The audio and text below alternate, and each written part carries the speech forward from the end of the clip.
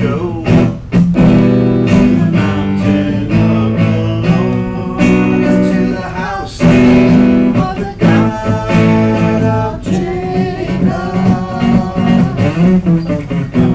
Let us go up to the mountain of the Lord, to the house of the God of Jacob.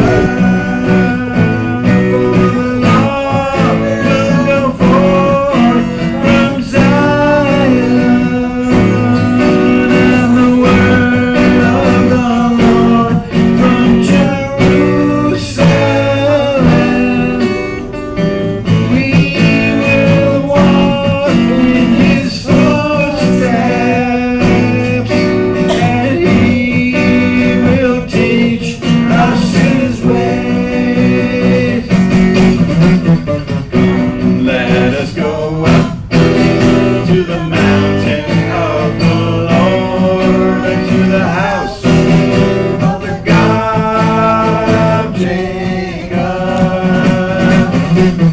Come, let us go up to the mountain of the Lord, to the house of the God of Jacob. For then he will judge many people and decide for all nations, both far and wide. Swords will be beaten into plowshares, and nations will not war again. Let us go up to the mountain of the Lord, unto the house of the God of Jacob. Let us go up to the mountain of the Lord, unto the house of the God of Jacob, unto the house of the God of Jacob, unto the house of the God of Jacob.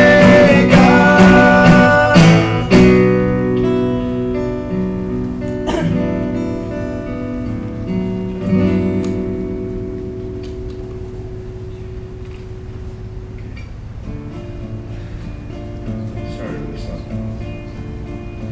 I lay in Zion for a foundation of stone.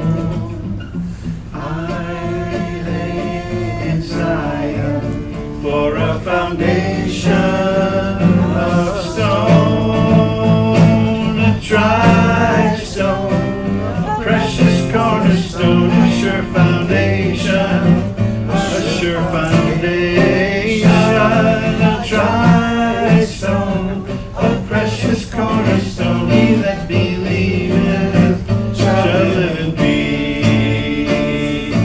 Wonderful Counselor, the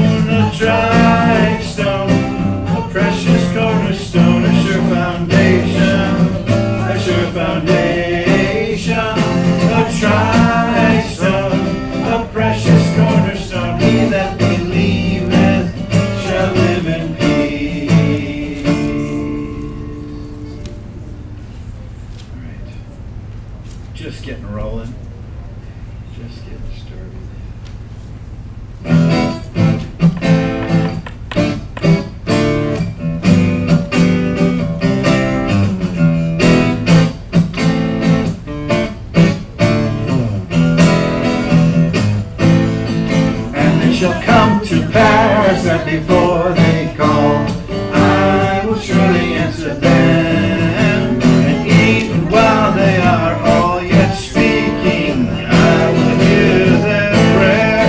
La la la la la la la la la la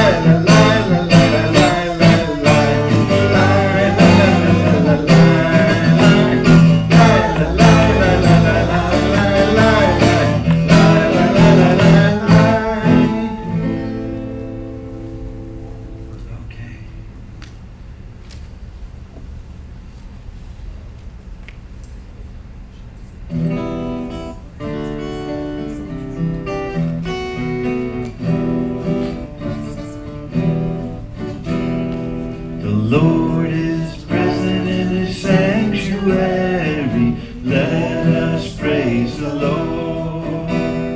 The Lord is present and His people are gathered here. Let us praise the Lord. Praise Him, praise Him. Let us praise the Lord. Come, let's praise Him, praise Him.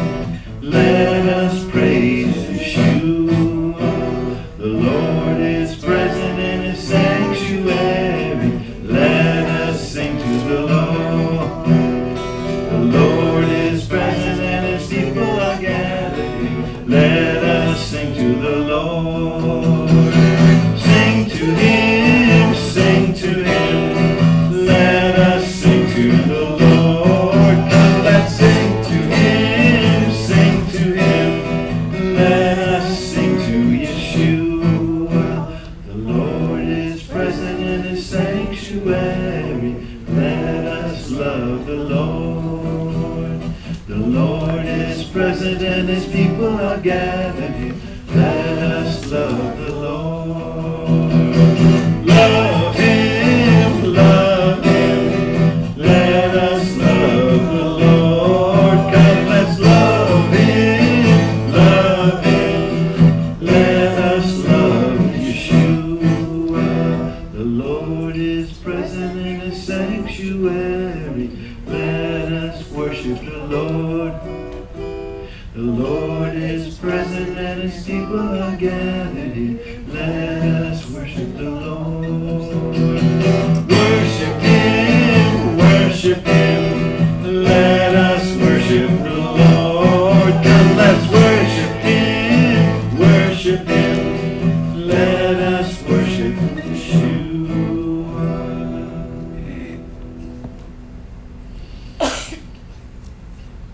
One more.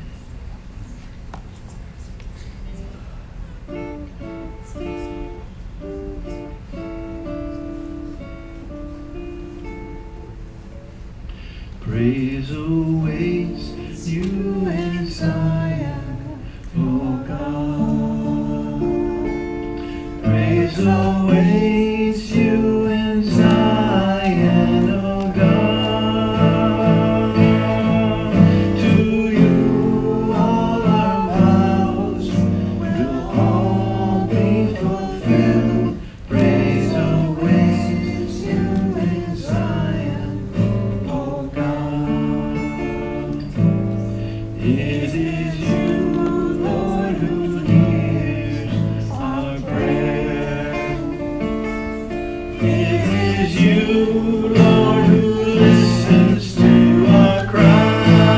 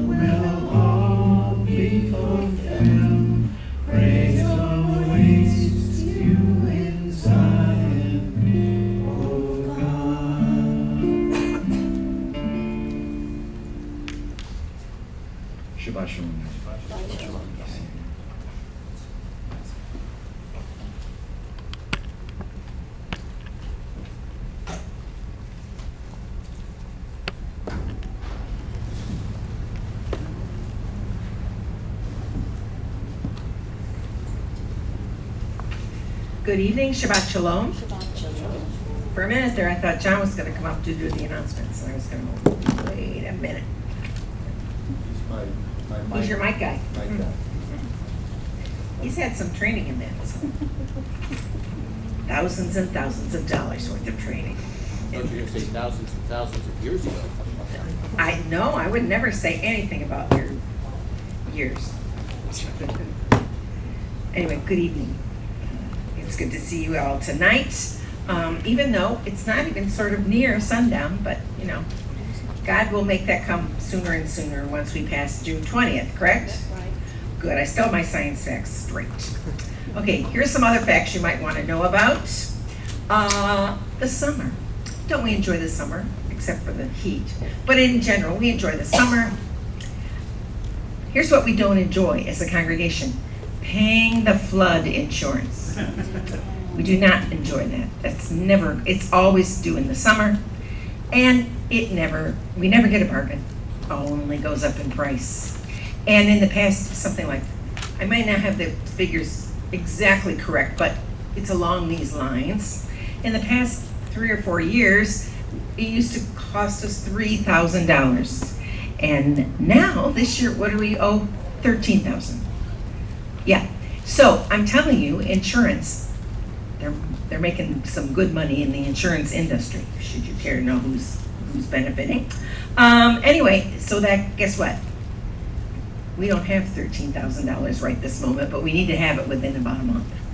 So if you can please pray, and second of all, we could use your help on that. And if you're wondering why we couldn't possibly do without flood insurance, go out the front door while it's still light out and look across the street. That would be my answer to you. And I think we're at, what, 1.5 feet? We're 1.5 feet above sea level. So as long as there's not 12 inches of rain, we're good.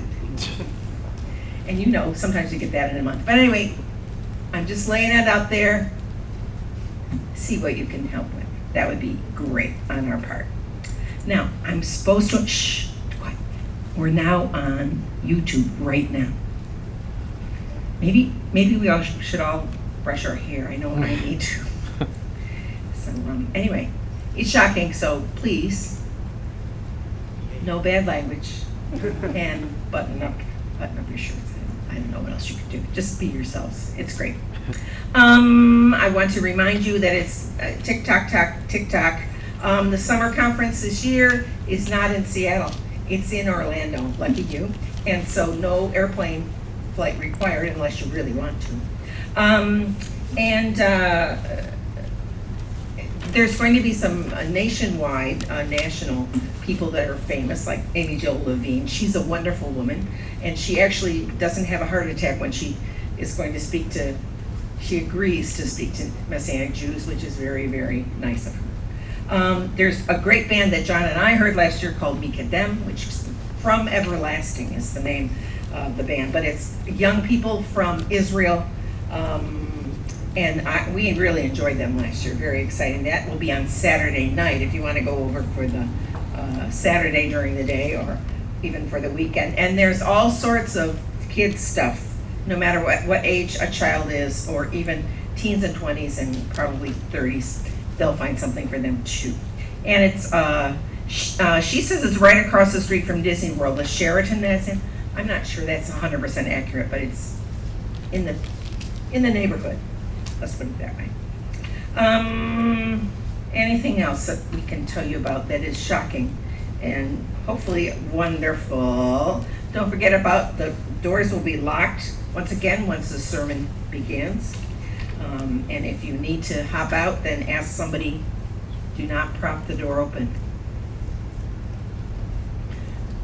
Ask somebody to let you in. Or come in on the side where lots of people will see you needing to come in.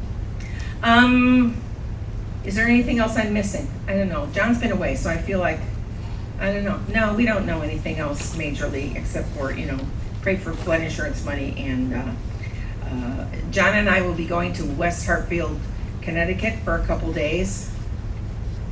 It'll be wonderful. It'll be great. I bet you wish you were going to go, don't you? I think if we ever needed to use torture again, that those meetings would classify very close to torture, very close to torture. Nothing against West Hartfield, Connecticut. No, it's not the town. Right. It's the meeting of the knuckleheads. I mean, the great spiritual leaders that we go and listen to.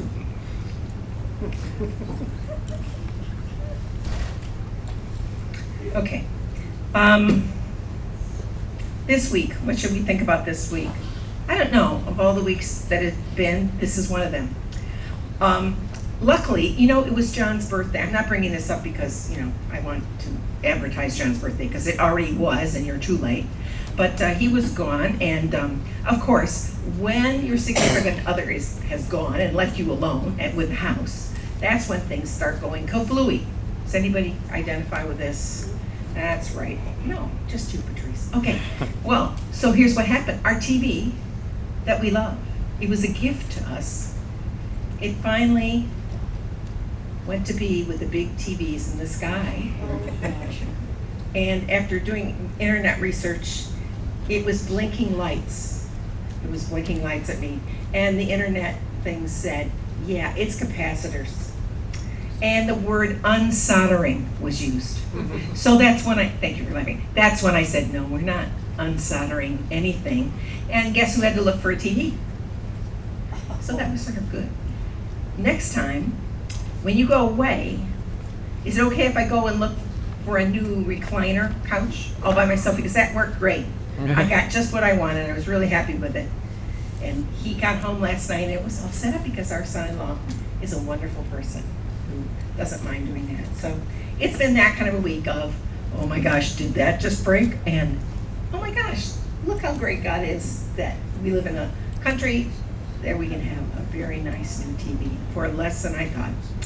So happy birthday to you, an unplanned birthday present. And I recommend that when things go wrong, go look on the internet, get some help, pray, and then leave it with God. It works very well for me this week. Thanks for coming. Shabbat shalom. Shabbat shalom.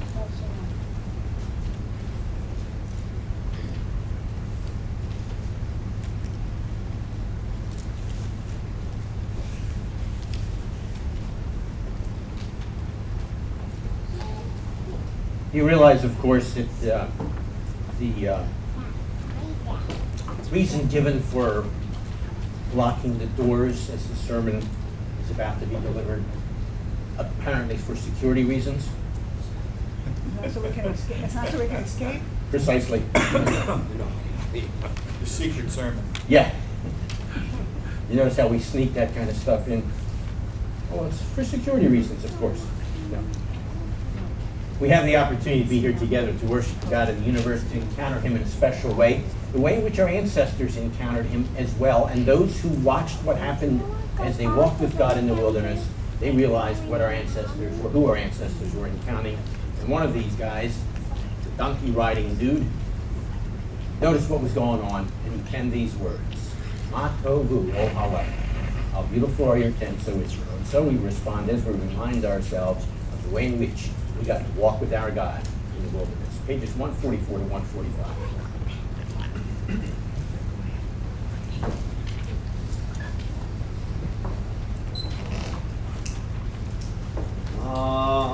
Tovu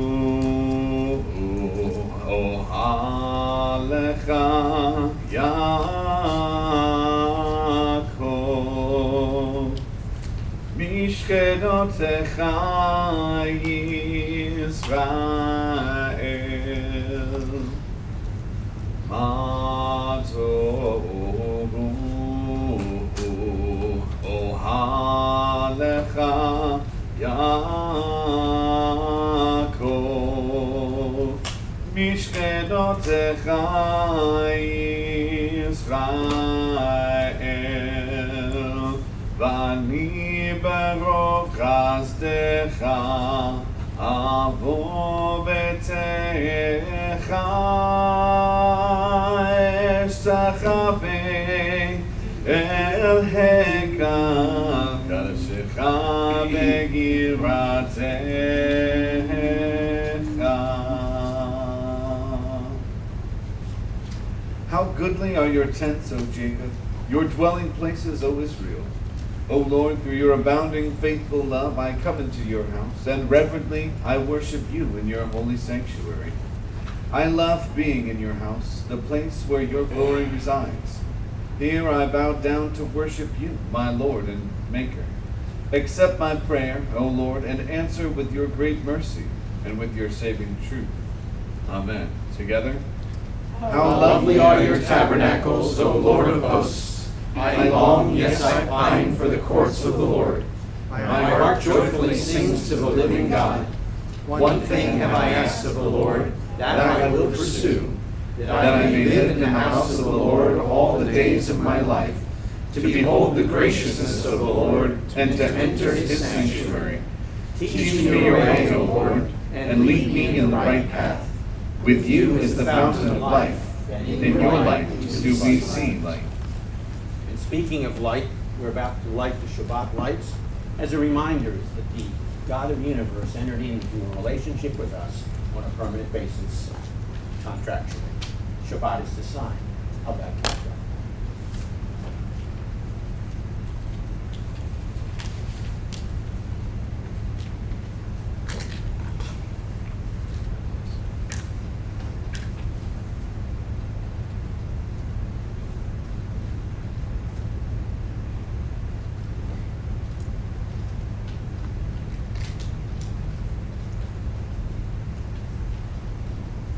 Baruch atah Adonai Eloheinu melech haolam, asher kiddushanu v'mitzvotov v'tzivanu lahadlik v'yashel Shabbat. Blessed are you, O Lord our God, ruler of the universe, who has set us apart by your commandments and commanded us to light the candles for the Sabbath. Baruch atah Adonai Eloheinu melech haolam, asher kiddushanu v'mitzvotov v'tzivanu lahayot l'goyim v'natan lanu Yeshua Meshikenu ha'ola olam. Blessed are you, O Lord our God, ruler of the universe, who sanctified us by your commandments and commanded us to be a light for the nations and gave us Yeshua, our Messiah, the light of the world. Shabbat shalom. Shabbat is also a picture of the Messianic age.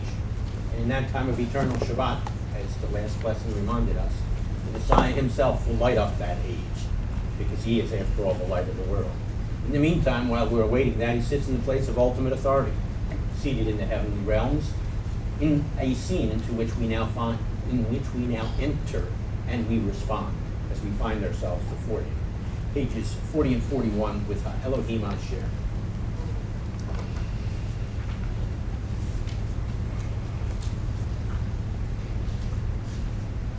Elohim asher diber מקדם פעמים רבות ובדרכים רבות אל האבות ביד הנביאים דיבר עלינו באחרית הימים האלה ביד הבן אשר שם ליורש כל ובידו גם עשה את העולמים וזוהר כבודו וצלם עצמותו ונושא כל בדברו רב הגבורה ולך שעשה תיאור חטאים ישב למין הגדולה.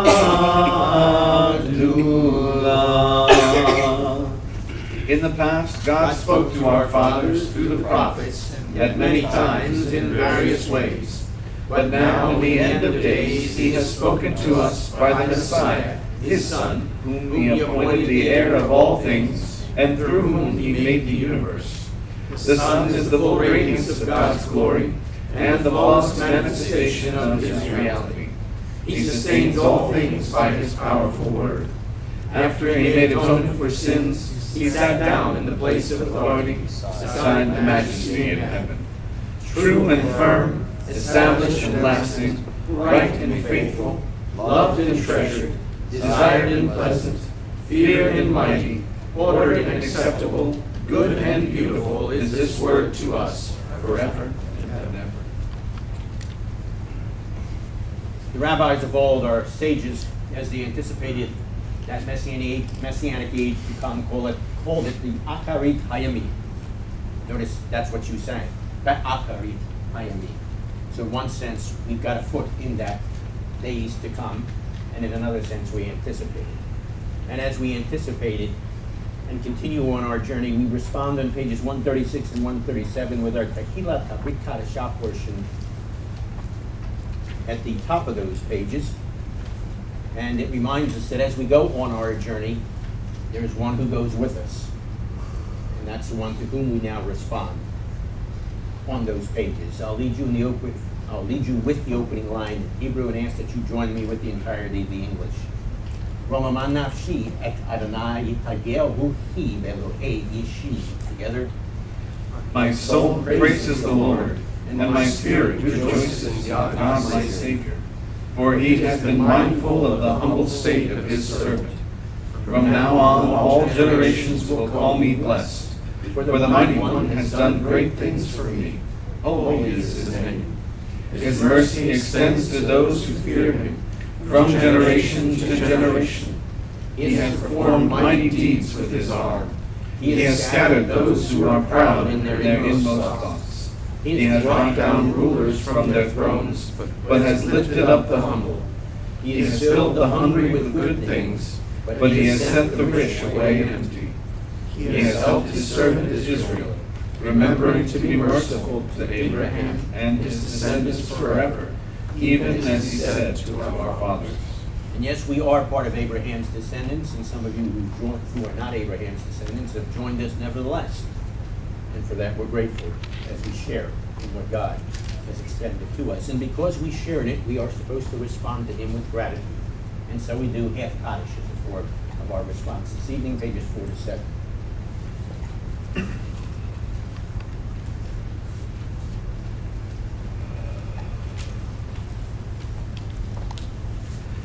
Yitgedal v'yitgedash shemei Rabban. Ve'amad nivra kirutzei ve'amnich malchutzei v'chayechon u'yom echon v'chayed kol beit Yisrael b'gala u'bizman kari v'imaru Amen. Yahei shmei Rabban v'vorah le'olam u'lol ve'omaya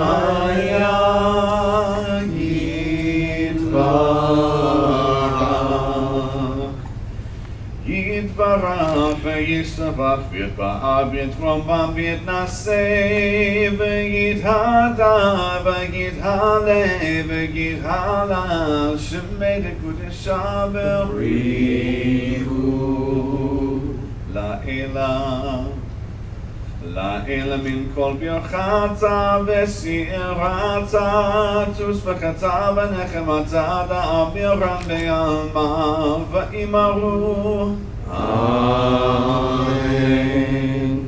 Let his name be glorified and sanctified throughout the universe which he created according to his purpose. May he bring about the reign of his kingdom in your lifetime, in your days, and in the lifetime of all the house of Israel, speedily, soon, and let all say, Amen. Amen. Let his great name be praised forever and ever, eternally. Blessed and praised, glorified and exalted, extolled and honored, magnified and lauded be the name of the Holy One, blessed be he, although he is far greater than all blessings, hymns, praises, and songs which are offered in the world. And all say, Amen. Amen. Our response of gratitude continues with the Amidah portions for this evening, paragraphs 6 and 7 on pages 76 to 79, as we stand facing Jerusalem in the direction of the Ark, and use these words to respond to the God who not only goes with us, but whose miracles are with us daily, evening, morning, and noon. He's also the God who shines the light of his face on us as we walk hand in hand with him. And for this we're grateful. Pages 76 and 79. Done quietly.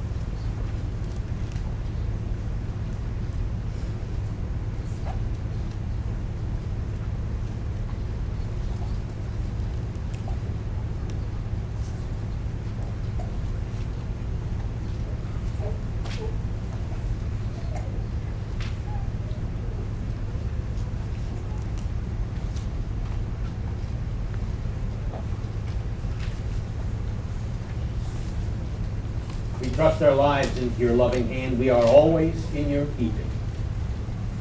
And so we say, Beha'alotecha Adonai. Blessed are you, O Lord, whose name is good, and to whom is pleasant to give thanks. You may be seated.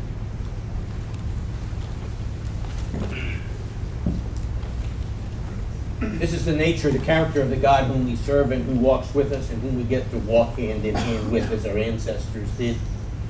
And so it should cause us to say, wow, what a God. Or, as we say it in the liturgy, who is like you, O Lord, among the gods? Pages 44 and 45 is that refrain. As Jacob leads us with the Hebrew, and then we respond with the second refrain on those pages. It begins, praise our exalted God, blessed is he who is to be blessed. Moses and the people of Israel sang this song to you with great joy, and we join with them in that same song, the same great joy as now we all say, Who is like you, O Lord among the gods? Who is like you, glorious in holiness, awesome in praises, doing wonders? Mi kamocha ba'elim Adonai, mi kamocha nedar b'kodesh, norat hakilot osef elei. Mi kamocha ba'elim Adonai, mi kamocha nedar b'kodesh, norat hakilot osef elei. We asked a question that well deserves an answer. So we're going to answer our own question as we respond with Ein Kamocha, pages 88 and 89. Truly there is none like you, O Lord, among the gods, who is glorious in holiness, awesome in praises, and doing wonders. En kamocha ba'elim Adonai, en kamocha nedar b'kodesh, norat hakilot osef elei, osef elei. There is none like you among the gods, my Lord, and there is nothing that compares to your deeds. Your kingdom is a kingdom that endures for all eternity, and your sovereignty extends throughout all generations. Adonai Melech, Adonai Malach, Adonai Melech le'olam va'ed. The Lord reigns, The Lord has reigned. The Lord shall reign throughout eternity. the Lord will bless his people with peace. The Lord shall reign throughout eternity. He also needs to reign through all of our lives, the totality of our lives. That is what we now affirm as we stand and respond with the Shema, pages 34 to 39. Once again facing Jerusalem and simply saying, "Oh Lord, you are my God. I will follow you fully, wholeheartedly, permanently." Pages 34 to 39.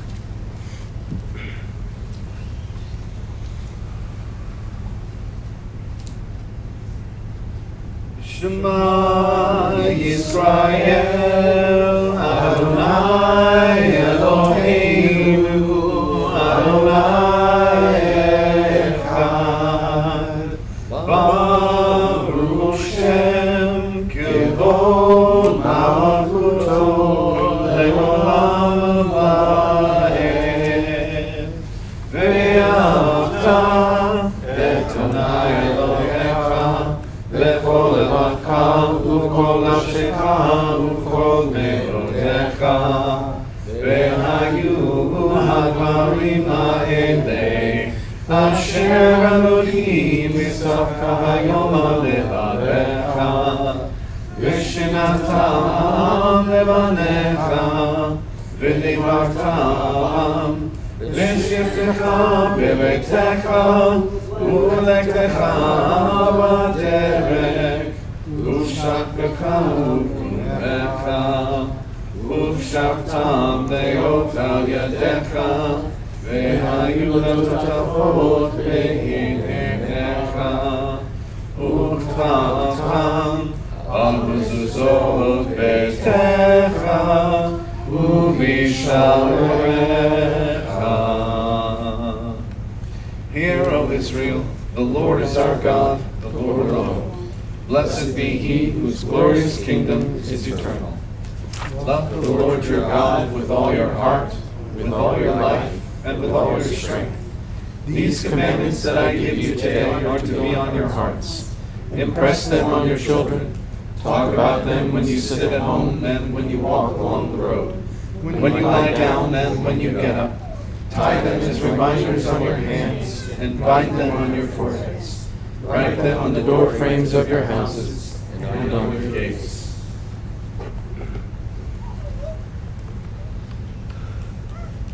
Pages 88 and 89 is Vayehi ben Suah. Vayehi ben Suah reminds us that the Lord will, in fact, reign throughout all generations. It's the time when the Torah goes forth from Mount Zion, the word of the Lord from Jerusalem. We anticipate that because it's, in a sense, a repeat of the experience we had as we, in fact, walked with God through the wilderness and said those very same words. Pages 88 and 89.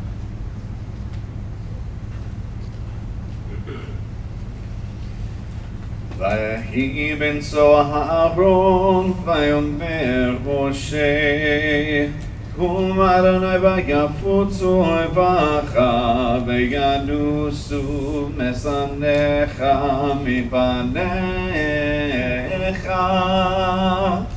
כי מציון תצא תורה כי מציון תצא תורה ודבר אדוני בירושלים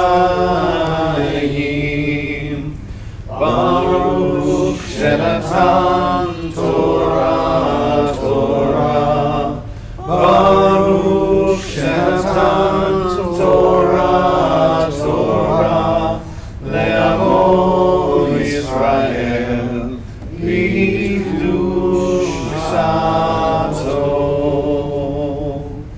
And it came to pass, whenever the ark went forward, Moses would say, Arise, O Lord, and let your enemies be scattered. May those who hate you flee from before you. For from Zion shall go forth the Torah, and the word of the Lord out of Jerusalem. Blessed be he who in holiness gave the Torah to his people Israel. And his people Israel and those who joined with him now respond to this great gift. That response is page 133.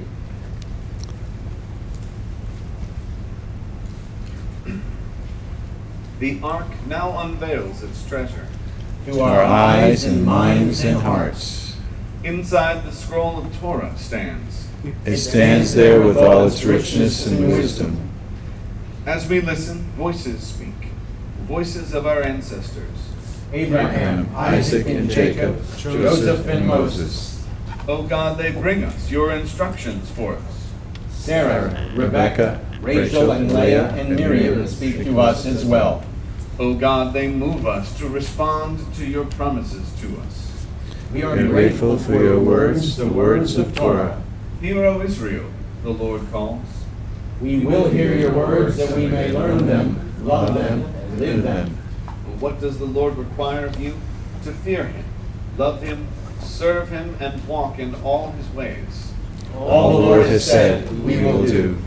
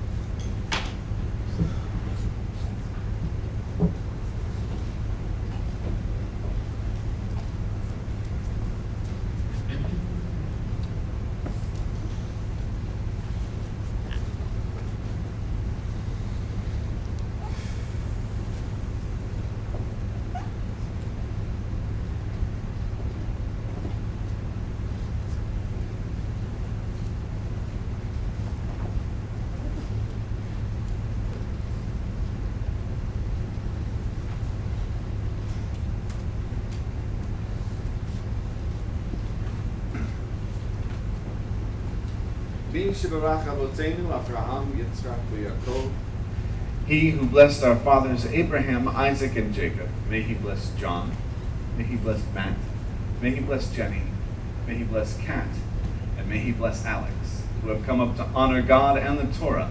May the Holy One bless them and their families and send blessing and prosperity on all the work of their hands. Baruch hu et Adonai HaMevorach. Baruch Adonai HaMevorach le'olam va'ed. Baruch atah Adonai Eloheinu melech haolam, asher bachar banu mikol ha'amim v'natan lanu et torato. Baruch atah Adonai notein haTorah. Amen. Bless the Lord who is blessed. Blessed is the Lord who is blessed forever and ever. Blessed are you, Lord our God, ruler of the universe, who chose us from all peoples and gave to us the Torah. Blessed are you, Lord, giver of the Torah.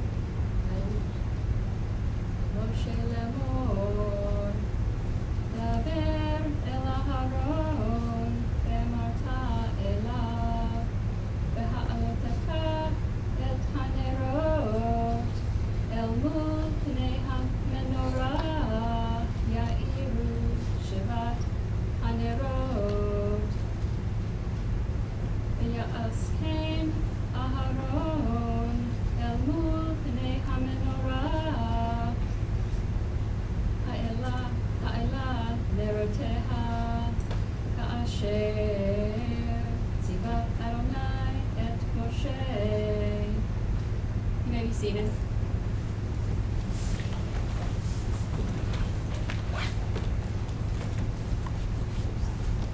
God spoke to Moses, saying, "Speak to Aaron and say to him, when you light the lamps at the front of the menorah, 7 lamps shall give light." And Aaron did so. At the front of the menorah, he lit the lamps as God had commanded Moses.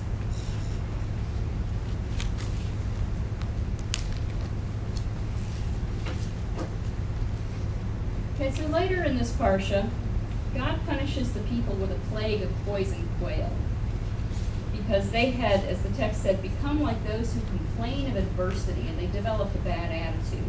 And then they let that bad attitude open them to the influence of what the text calls the rabble, who were stirring the pot and causing them to be unhappy with what God had given them, and particularly with the manna. They weren't just, oh, I wish it tasted a little different. They were publicly lamenting and weeping over having to eat the manna and not getting what they wanted. And so what struck me is that God was so angry that he equated their ungratefulness with rejection. Because we think of rejecting God as like going and worshiping idols. But here, God says that they rejected him by being ungrateful. And he responded by sending them meat, not just for a day or two, but for a whole month. Now, considering how the people who ate the quail died immediately, can you imagine what it would have been like for the survivors to continue to have that quail rain down on them for the remainder of the month? So God is serious about attitude problems and ungratefulness. So perhaps this text holds the key for how to rejoice despite bad things happening in our lives.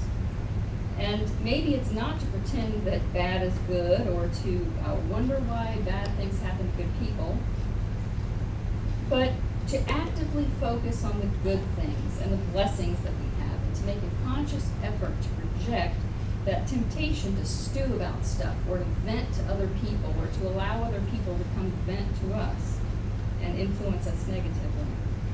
Because it's easier to deal with what life throws at us when we're bolstered by the knowledge that we can trust God in the future and in the present the same as he's done for us in the past. And if we reflect on that, we'll see that. I read a teaching that helps me to remember to practice focusing on the good instead of rehashing the bad. And it said that when someone asks you how you're doing, don't talk about your troubles, because God may hear and say, bad? You think that's bad? I'll show you bad. So rather, you should say that everything is good, so that God may hear and say, you think that's good? I'll show you what good is. So may you have grateful hearts, and may God show you just how good he can be. Shabbat shalom.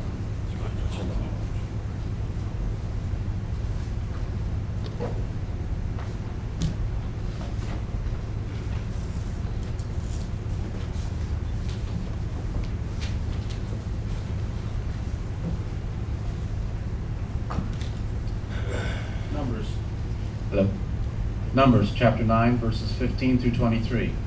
On the day the tabernacle was put up, the cloud covered the tabernacle, that is, the tent of the testimony. And in the evening, over the tabernacle was what appeared to be fire, which remained until morning. So the cloud always covered it, and it looked like fire at night.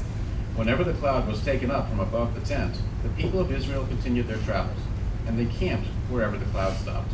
At the order of Adonai, the people of Israel traveled. At the order of Adonai, they camped. And as long as the cloud stayed over the tabernacle, they stayed in camp. Even when the cloud remained on the tabernacle for a long time, the people of Israel did what Adonai had charged them to do, and did not travel.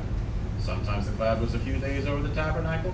According to Adonai's order, they remained in camp, and according to Adonai's order, they traveled. Sometimes the cloud was there only from evening until morning, so that when the cloud was taken up in the morning, they traveled. Or even if it continued up both day and night, when the cloud was up, they traveled. Whether it was 2 days, a month, or a year that the cloud remained over the tabernacle, staying on it, the people of Israel remained in camp and did not travel. But as soon as it was taken up, they traveled. At Adonai's order, they camped, and at Adonai's order, they traveled. They did what Adonai had charged them to do through Moses.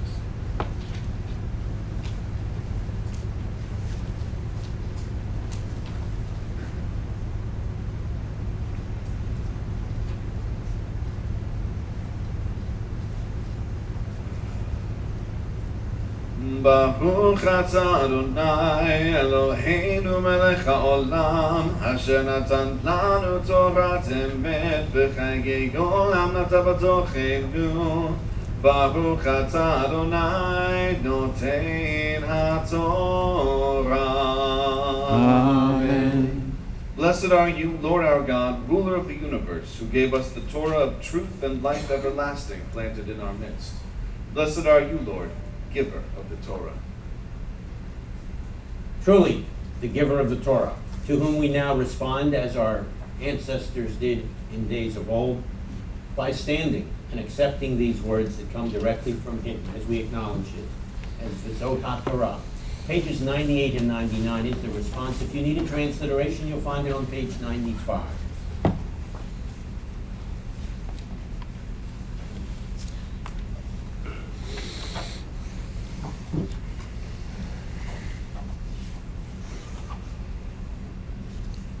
V'zot HaTorah asher san Moshe lifnei b'nei Yisrael al pi Adonai ve'ad Moshe. This is the Torah which Moses placed before the children of Israel. It is in accord with the Lord's command by the hand of Moses.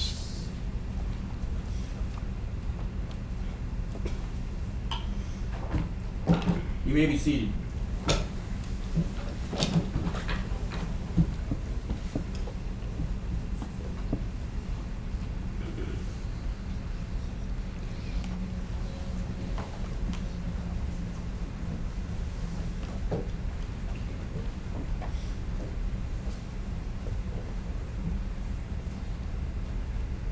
I'm reading from Exodus 40:34-38. Then the cloud covered the tent of meeting, and the glory of Adonai filled the tabernacle. Moshe was unable to enter the tent of meeting because the cloud remained on it, and the glory of Adonai filled the tabernacle. Whenever the cloud was taken up from over the tabernacle, the people of Israel continued with all of their travels. But if the cloud was not taken up, then they did not travel onward until the day when it was taken up. For the cloud of Adonai was above the tabernacle during the day, and the fire was in the cloud at night, so that all of the house of Israel could see it throughout all of their travels.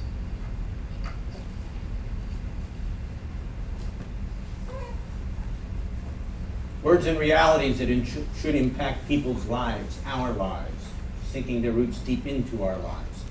That is the experience that we acknowledge now as we respond with Etz Chaim, pages 96 and 97, and we say, renew our days as a whole.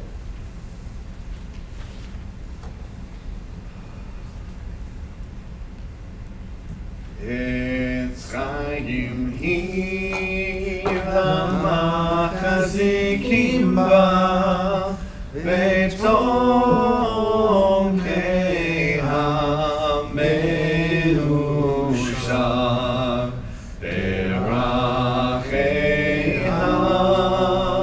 ha'darchei Noam v'chol tivotei ha'shalom hashivenu Adonai alecha v'nashuva Kadesh Yameinu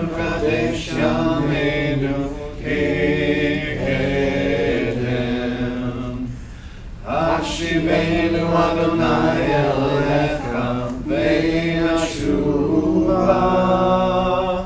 Kadesh Yameinu Kedem. A tree of life it is to those who take hold of it, and happy are those who support it.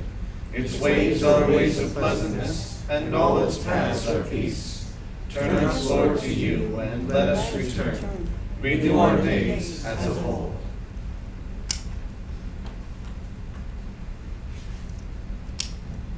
Ufnu Chol Yomar on pages 98 and 99 reminds us that as our days are in fact renewed as of old, we are better equipped to stand as priests before our God. And so we now rise, standing as his priests, responding to him in gratitude on those pages. Uvnu Chol Yomar, pages 98 and 99. Uvnu Chol Yomar, Shuva Adonai Rivavot Alfei Yisrael. When the ark rested, Moses would say, Return, O Lord, to the myriads of Israel's families. Arise, O Lord, to your resting place, you and your mighty ark. Clothe your priests with righteousness. May those who have experienced your faithful love shout for joy. For the sake of your servant David, don't delay the return of your Messiah. For Beha'alotecha al teshe pnei mishikecha. Ki lecha k'tov natati lechem, torati al ta'azovu. I give you good instruction. Do not forsake my Torah.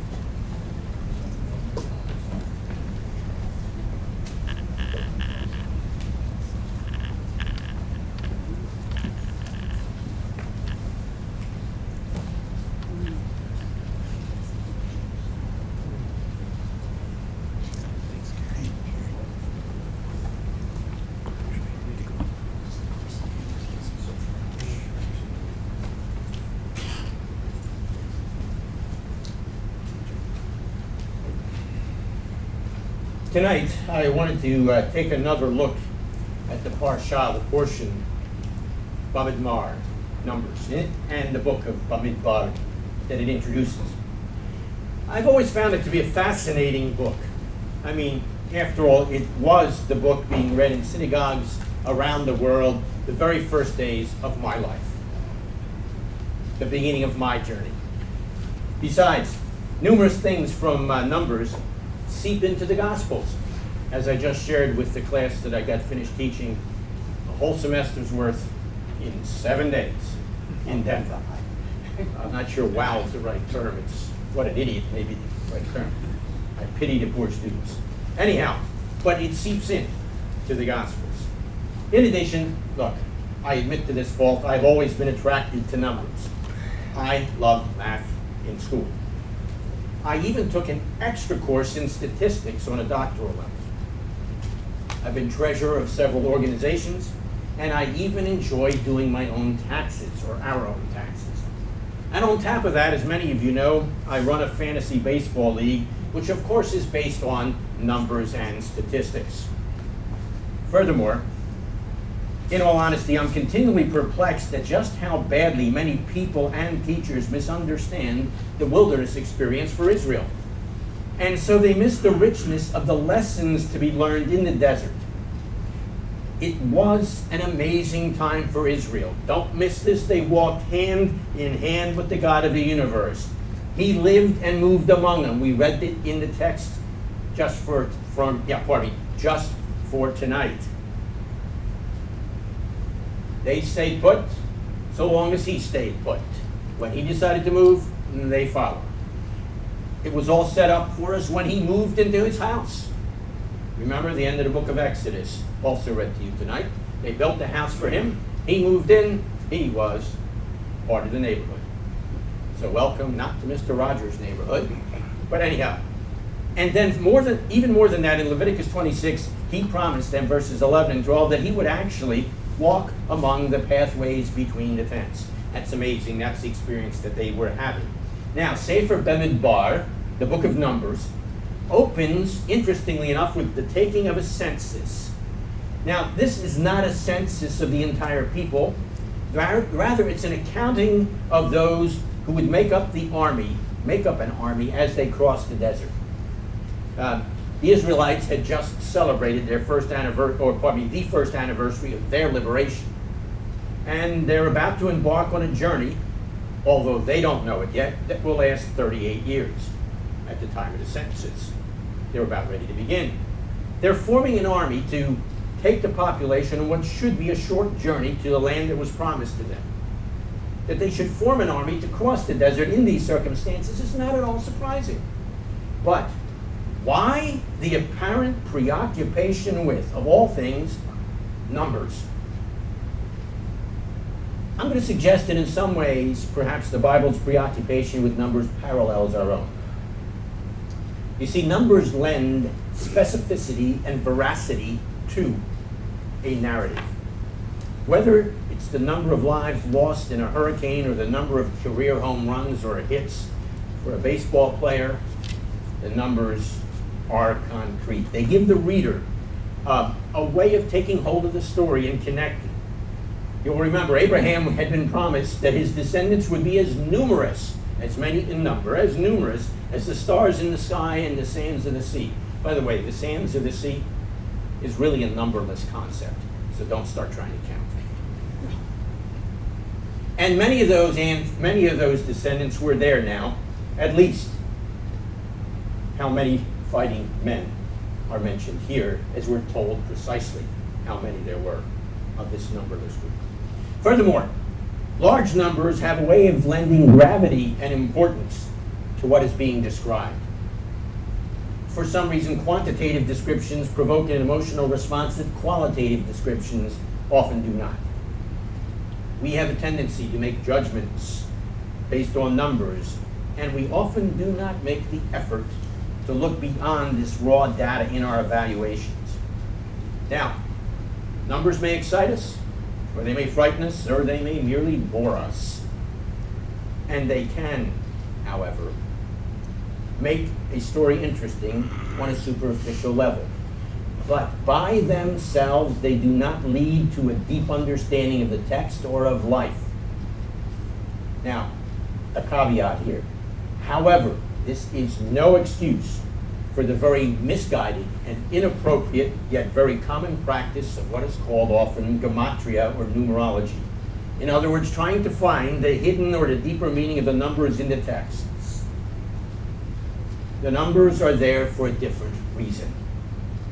So, let's take a deeper look at the numbers in Numbers 1 through 4, the book.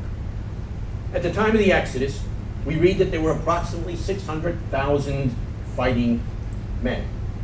Oh, by the way, quick aside, that number had not increased by the time of the end of this journey in the book of Numbers. And now, after a year in the desert, after the killing of some 3,000 associated with the golden calf episode, as well as the death of even more in the plague that followed, the Israelites now number 603,550 men of fighting age, plus another 22,000 Levite males over the age of 1 month. Look, the specificity is intriguing. In fact, the census occurs on several levels of specificity. The heads of the tribes are mentioned individually by name, and each paragraph concludes with the number of men in each tribe. Notice how there's care for the individual within the numbering. And within these paragraphs, we are told that the counting was done according to the clans and the ancestral houses, and that all those, listen to this carefully, all those in the census were counted by name. Finally, we're told that the grand total of fighting men among the Israelites numbers a certain number. And then the census of the Levites is carried out separately from the general census, and it proceeds in a similar manner. Look, in other words, there's lots of numbers and lots of details, and therefore we say, oh, maybe lots of boredom. Details, details, details. You've heard it said, the devil is in the details. And often it is. Several years ago, the FBI had an opening for an assassin. After all of the background checks and interviews and testing were done, there were 3 finalists, 2 men and a woman. For the final test, the FBI agents took one of the men to a large metal door and handed him a gun. We must know that you will follow your instructions no matter what the circumstances. So inside the room, you will find your wife sitting in a chair. Kill her. The man said, you can't be serious. I would never shoot my wife. The agent said, well, then you're not the right man for this job. Take your wife and go home. The second man was given the same instructions, so he took the gun and went rather nervously into the room. All was quiet for about 5 minutes. And then the man came out with tears in his eyes. He said, I tried, but I just can't kill my wife. The agent said, then you don't have what it takes. Take your wife and go home. You might add, if indeed she'll go home with you after this. Well then, finally it was a woman's turn. She was given the same instructions, in other words, to kill her husband. So she took the gun and went into the room. Shots were heard, one after another after another. Then they heard screaming and crashing and banging on the walls. But after a few minutes, all was now quiet. And then the door opened slowly, and there stood the woman, wiping sweat from her face. This gun is loaded with blanks. I had to beat him to death with the chair. Details. But the book of Numbers does have a purpose to all of the details found in it, to all of the census numbers, and to all of the particulars of each family of Levites at the Mishkan, the tabernacle. And it has nothing to do with gematria. These details let us know at least two things.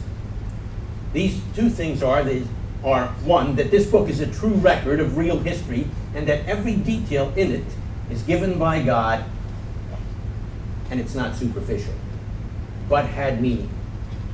In other words, everything that is written counts. You with me? Numbers, everything in it counts. We just got finished counting at Omer. Never mind. Now, it is very rare in ancient literature for such a detailed census to exist. After all, who really cares about how many people are in a small tribe of wandering Semites? But the numbers speak of a reality. Jewish scribes then faithfully preserved those very numbers for some 3,500 years, each and every time they painstakingly copied a scroll of the scriptures. A friend of mine shared these words that he had heard from an Israeli tour guide. The tour guide had once said to a group, quote, "I hate to tell you this, but everything that we find in archaeology confirms the biblical record of events," end quote. Now, he put it this way, as it turns out, because he was addressing a group of non-religious tourists who did not want to hear this kind of news. It's clear, then, that the minute details given in the Bible are supported by many archaeological findings and therefore confirm the accuracy of those biblical texts. So when we read the opening portion, in fact the whole book of Bamidbar, we marvel at the details that are given. The existence of such numbers also reminds us that there is a detail-conscious God who has been and is still watching over human events, over every detail of human activity, or as Yeshua put it, every hair on our heads, however many there may be, or not be. Furthermore, what we have here is a juxtaposition and an interplay of the individual and of the group or the community. There is, in fact, a total number of the Israelites, but it's made up of individuals with their own names, their own relationships, and their own histories. A rabbi of a couple generations ago, coming from within the ultra-Orthodox community, and in this particular case, it's not Chabad, it's not Lubavitcher, there are many other such ultra-Orthodox communities. It was from one of these other ones. In his commentary on Numbers, he noted that the number of the Israelites, 603,550, happens to be equal to the number of words in the Torah. How did he know? He counted. All right. Please note, by the way, that this is mathematical observation. It's not numerological interpretation. It's not mystical gematria. He's just adding numbers. So, he suggested, just as the Torah is a unity made up of individual words, the community of Israel is a unity made up of individuals. Remove even a word and the Torah is incomplete, which sounds an awful lot like somebody else who said something very similar, which I shared with the class in Denver this past couple of weeks. He said it this way: not even the yod, which is the smallest letter, or the, how should I put it, the flourishing or the sweeping of a letter, in the Old English that's jot and tittle, shall be removed from the whole of the Torah, until everything has been fully carried out, and all that it has in store has been, or has taken place. Similarly, and this is the important thing, remove even one person and Israel is sadly diminished. Remove even one person and we as a community are sadly diminished. Now, This, he suggests, is why in most years, and as in this year, this particular portion of Bamidbar is read on the Shabbat, either immediately preceding Shavuot or immediately following Shavuot.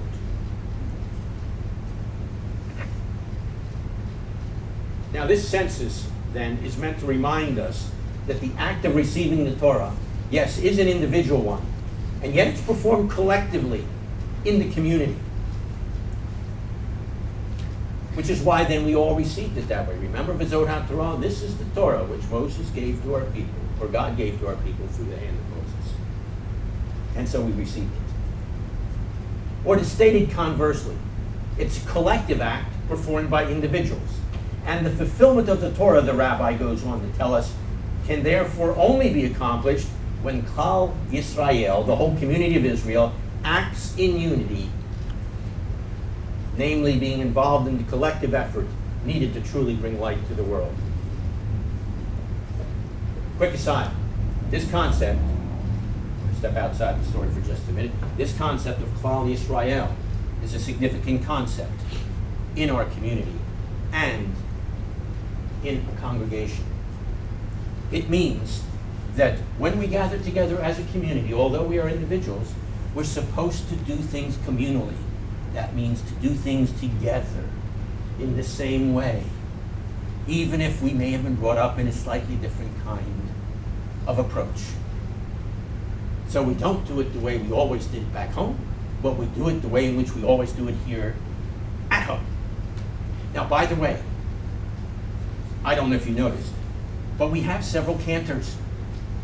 Each cantor operates at his or her own speed and does things in leading the liturgy in his or her own way. So guess what you've got to do? You've got to pay attention and follow the lead of the cantor. Fair enough? Klal Yisrael. All of us together as a community, all of us together as individuals, but together as a community. Back to the story, which is far broader than that, but that's still part of it. When we stand at Sinai, as it were, to receive the Torah, once again at Shavuot, or here every Shabbat, as we respond with V'zot HaTorah. By the way, this standing at Sinai, all of us now, this was, how should I put it? Was seen in preliminary fashion, so to speak, at the beginning and at the end of the book of Deuteronomy. Why is that significant? Because right at the end of the book of Numbers comes the book of Deuteronomy. Right? And it tells us that all of us stood at Sinai together when we received the Torah. All of us, in that sense, as well. So anyhow, when we do that on Shavuot, or here every Shabbat, we need to remember that while we do this as individuals, the act can only have real meaning when we do so as part of a community, as part of Klal Yisrael. And by the way, that extends, then we become part of the larger community as well, doing it around the world. There's then another interesting and integrating detail found in Bamidbar. Numbers chapter 3, verse 1 opens by telling us, this is the line of Aaron and Moses. And then after this opening, one would expect to hear the names of both the descendants of Moses and of Aaron. But instead, what you get is a family of Aaron that are listed. So how are we to understand, then, the Torah's intent? The Ramban, Nachmanides, writing about the 1200s, suggests two explanations. First, he quotes a Midrashic teaching that teaches that Aaron's sons were called the line of Moses, listen, because Moses taught them Torah. Rashi picks up on this and goes on to teach, this establishes, and I'm quoting him, that if one teaches Torah to one's fellow, the Torah accounts it to him as though he had created him, end quote, as though he had spawned him. Second, the Ramban Nachmanides offers his own reading on the sense of this text. He argues that the Torah does eventually list the family of Moses in verse 27, and there they are known as the Amramites. Nachmanides therefore correctly understands the opening verse of Numbers chapter 3 as a heading. Both the lines of Moses and Aaron will be counted later on in the chapter. So Nachmanides has here given us the logical contextual explanation for the Torah's phrasing.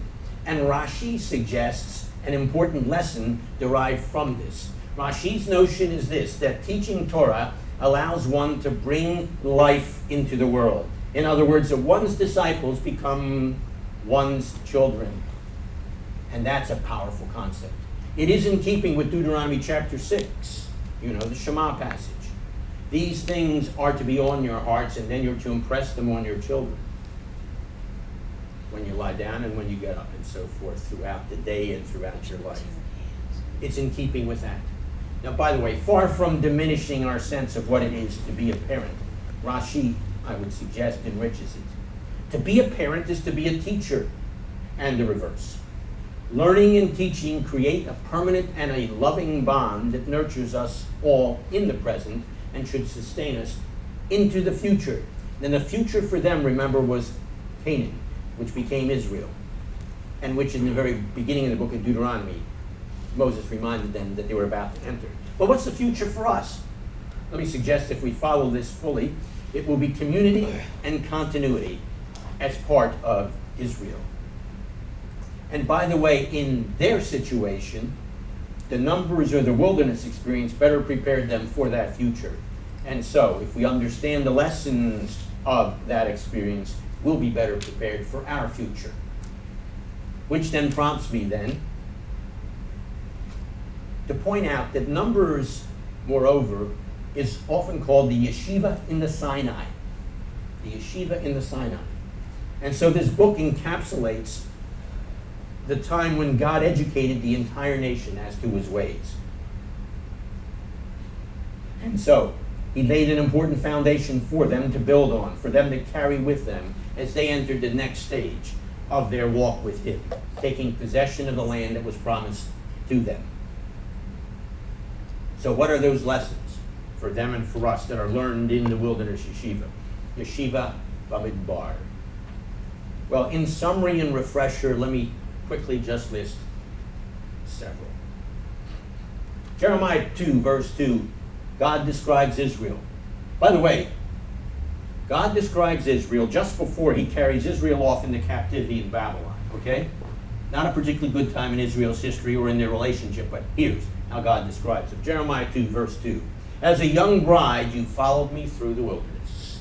And then later on, in a classic chapter and classic text, Jeremiah 31, often called the New Covenant text, not properly translated, but that's not this subject matter right now.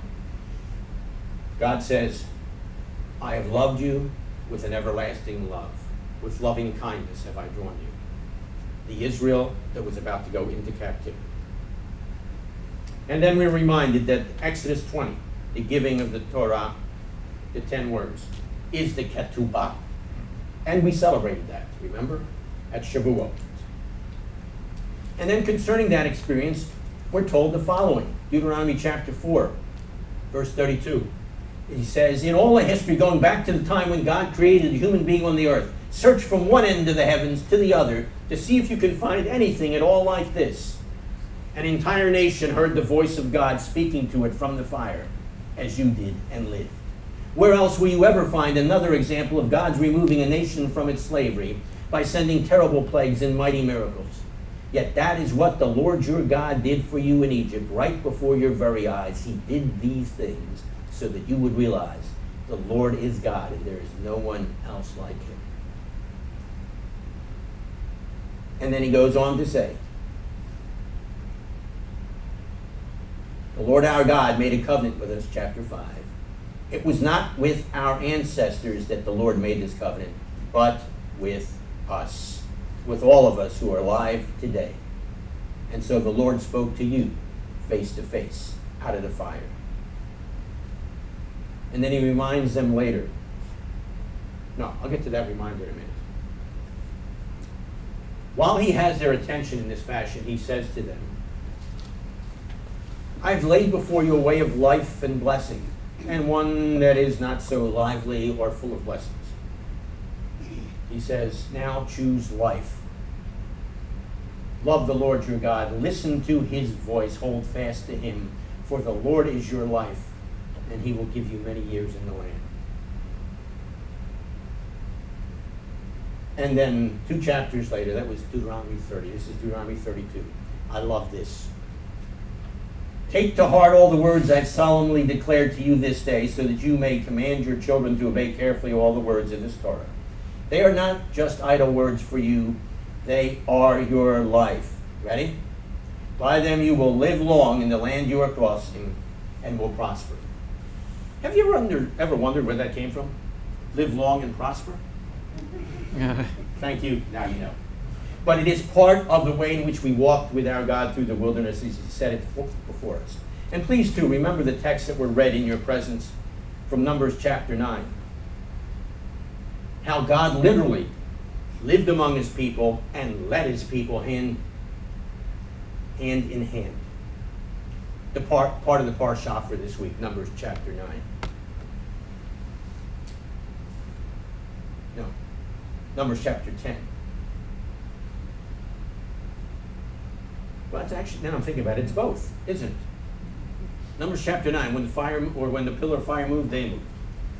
And then what did we say when the pillar of fire moved? Rise up, O Lord, may your enemies be scattered. And when it stopped moving, what did we say? Return, O Lord, to the countless numbers of Israel's family. And then when they settled in the camp, what did God say? He said, I will walk among you. That's the personal nature of this relationship. And that's what that's what alerted the prophet of old to write Matovu. He saw what was happening and he said, my gosh, I'm sorry, OMG. And it literally was OMG. In that case, he understood. The other thing that we're told about this particular wilderness walk with God comes from Deuteronomy 29. He says, during the 40 years that I led you through the desert, hand in hand, your clothes did not wear out, nor did your sandals on your feet. I did this so that you might know that I am the Lord your God. Clothes and shoes that did not wear out. Maybe we should be a little more jealous of what took place during the wilderness walk. And remember, it was during this time then that Bamidbar is written at the very beginning of the journey, where God says, count everyone by name. And in fact, the text says, Et Rosh Zahu. And in fact, if I remember right, it even says, lift up their heads, so to speak. So, individual relationship with the God of the universe, and yet we are part of Klal Yisrael. That too is the lesson of the wilderness walk. And it's absolutely important to understand that we're Klal Yisrael. Let me rephrase it from another statement that's found in Numbers. This is not Numbers the book, but Numbers the old TV series. One of the main characters, Don, he has trouble toward the end of the series trying to figure out about what's this God business all about. And he comes to a conclusion, and he says this: I don't know much about God, but wherever God is, it's how we are there for each other that shows He's there. End quote. Not badly put, Don. I don't know much about God, but wherever God is, it's how we are there for each other that shows He's there. Klal Yisrael. Well, this then is a foundation we build on the lessons we should learn on the journey and the adventure that we are all taking together. So, it then becomes high time to go on and to grow. As the book of Deuteronomy begins and Numbers ends, it was 40 years ago that the Lord God told us, you have stayed here long enough. Now go and occupy. Go in and possess. It's the land the Lord promised your ancestors and all of their descendants. And that includes us. And that's the nature of the kind of promise that's extended to us. And He says, now get up and get going and be Klal Yisrael, having learned the lessons of the wilderness walk and the way in which we should walk, not only hand in hand with our God, but hand in hand with each other. Give that some thought in quiet as we have a bit of quiet time to reflect on how we will respond to the God who reaches out His hand and says, take my hand, I will walk with you.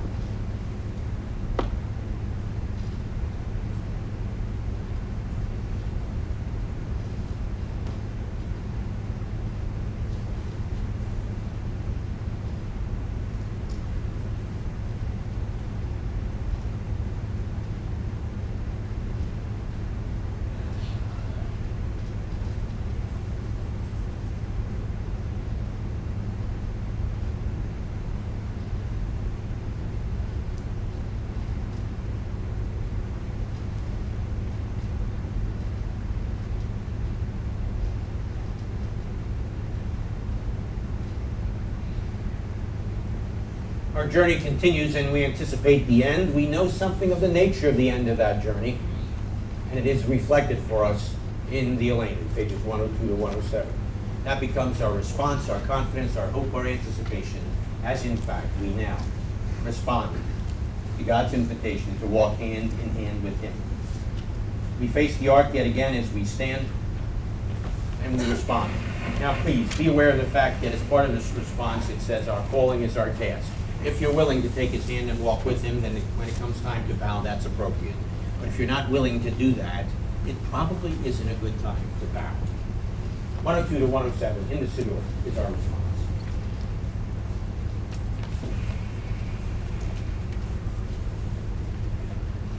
עלינו לשבח לאדון הכל, לתת גדולה ליוצר בראשית, שלא עשינו כגוי הארצות, ולא שמענו כמשפחות האדמה, שלא שם כלפינו כהם, וגורלנו ככלל המונם.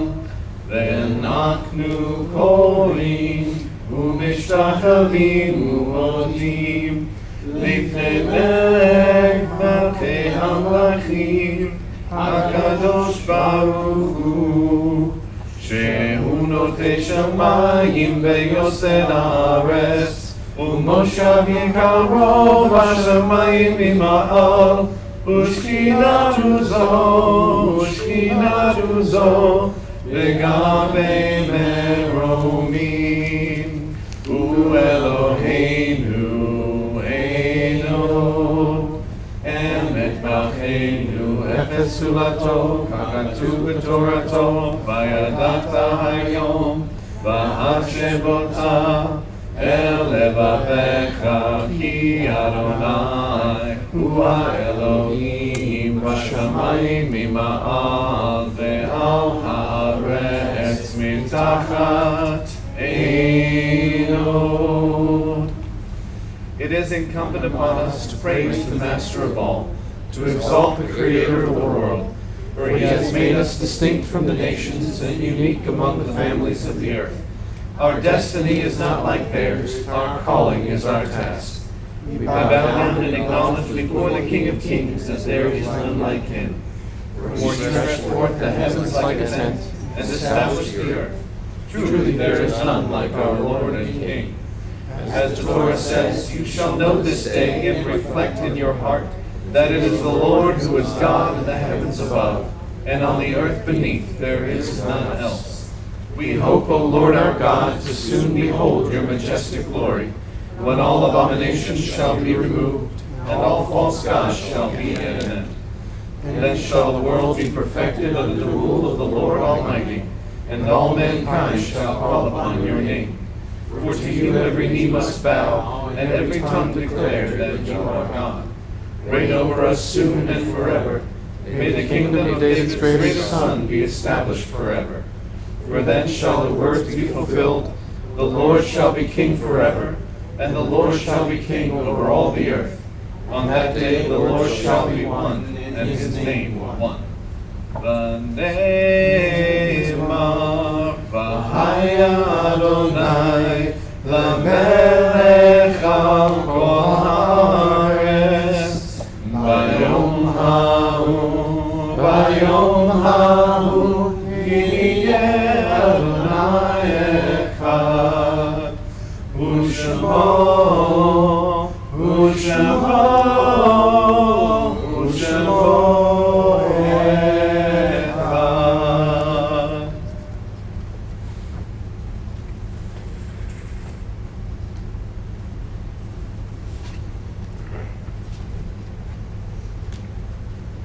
may be seated.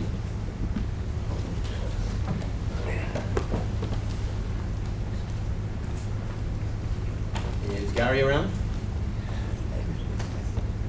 Connie, you want to do this? Sure. All right. Now, this gives you the opportunity, or us the opportunity, to do three things. If there are any first-timers, we want to get to know you. If you feel comfortable telling us about yourself, that means your name and where you're from. And then, stuff that the community gets to join in praying for and in rejoicing about.